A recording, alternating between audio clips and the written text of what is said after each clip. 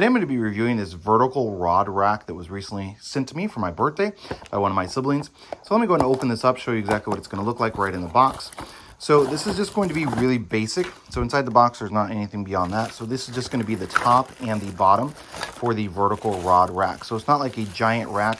It's going to take up a lot of space. Essentially, all you're going to do is you're just going to mount, as you can see here on the picture, you're just going to mount the one on the bottom. So you're going to just kind of put it like that. The rods are going to sit in here. And then the other one you're going to mount at the top. And the top part of the rods are just going to kind of go back right in here to hold them in place. Now it is going to come with some little short screws.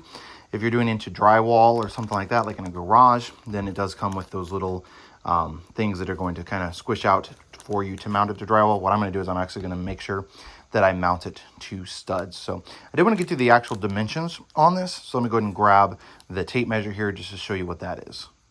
So the actual width on these is going to be about 14 inches. So about 13 3/4 from the end to here. Where the actual poles are going to go is a little over 12, about 12 3/8. Now this is going to fit 6 poles. And obviously the bottoms are going to just kind of sit right down into here. And the tops are going to go around there. Top is going to be the same width. Again, not quite 14 inches, about 13 3/4 inches on that. So if your studs are 16 inches on center, you wouldn't be able to hit studs unless you have like a backer board or something like that, which is where these little things to mount it into the drywall will work pretty good for that. So overall, definitely pretty happy with this set. It is a little bit smaller than what I was kind of expecting, just the bottom piece and the top piece. So it kind of looks to be a little bit bigger here on the picture that was on the website. Just kind of like you're looking at this, it looks to be longer than this, but again, they do show it fitting 6. There's just not as much space in between each of these as what's pictured. So in between the pictures here, it shows a much bigger space between each of these, whereas now it's just kind of thinned out. So